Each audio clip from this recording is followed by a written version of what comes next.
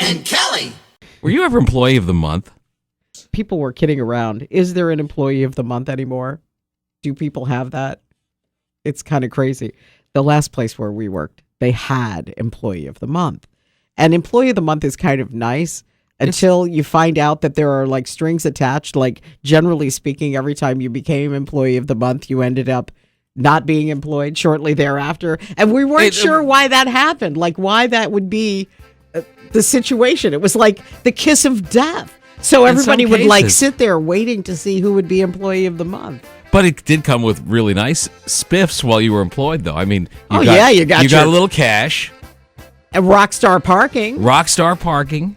Special treatment, a memo that went everywhere. Your name on a plaque. Yeah. Which made it really hard for the people who came after you. Who was that person? Oh, they were employee of the month. How come they're not here anymore? I don't know. They were that good.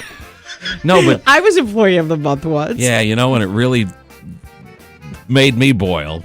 I was never employee of the month. Yeah, ever. but wait a minute. In 14 years, I was never employee of the month. Tell you how I became employee of the month. They announced it in August that I had been employee of the month for July. Except they also announced the August employee of the month, so I never got the parking space. Wow. I never got anything. Did you get the money? I did get the money, so I guess I should feel better about that. But you were never employee of the month. I guess I never stretched that That's probably far. how you stayed there for 14 years.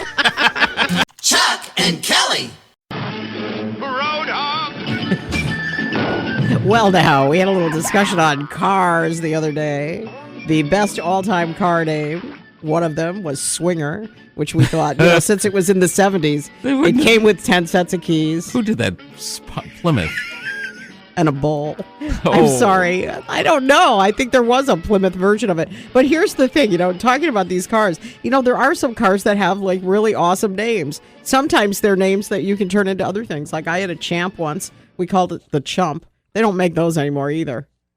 Oh, that was the worst car ever. And why I ever bought another one, I bought one of the Dodge versions, which was called a Colt. That was the one I bought right after that. They name a lot of them after animals, apparently. Yes, there are animal cars. There are bird cars. Now we have to determine the difference here. Okay. I said yesterday to Chuck, there is a car named after an animal called an Impala.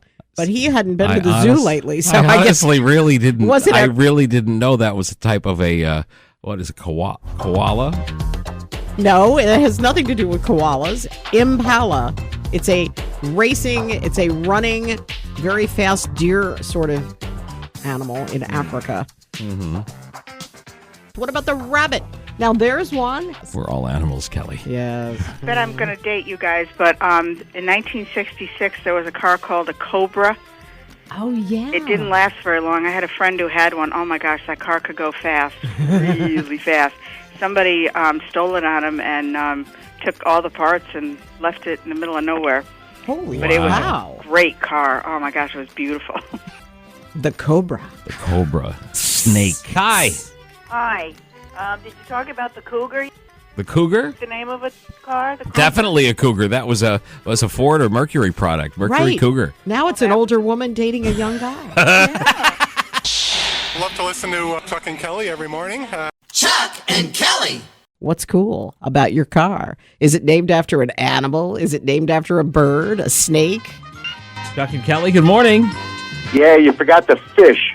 You had the Plymouth Barracuda, and you had the Rambler Marlin. Oh, the Marlin. Oh, wow, I wonder if the Gremlin qualifies. Why not? I guess if Saturday morning it'd be a Gremlin. Wow. Whoever was that's great. Hey, thank you. Whoever was doing the naming at Rambler they had a hard time with those. Rambler, I forgot all about them. I thought that was a kind of car, not a maker. Well, no, the Rambler Marlin. Yes, the Rambler Marlin. They magician. No, that's Merlin, hon. Oh, sorry. The Marlin is a fish. Idiot. Chuck and Kelly, hi. Hey, good morning. How's it going? Good. You guys are talking about cars and mishaps. I have one for you. The Nova, the Chevy Nova. It was a beautiful muscle car. Yeah, my sister had one. The Chevy Nova. Yeah. Then they turned it into the grainy car that nobody wanted to drive. Yeah, what's up with that? We were just discussing other cars that they ruined, like the Barracuda. And what about the Thunderbird? They turned that into an old lady car, too. Oh yeah, I mean it's scary because my friend's mom's like, oh, I just bought a new Nova. I'm like, oh, I can't wait, I love that car. Then I see it and I can pick up the back end. I'm like, that's not a Nova. No. That's not Nova. No. Remember, that's not a knife. So the Pinto, remember the Pinto? That was my first There car. you go. Oh my gosh, that blew up when you got hit in the rear end.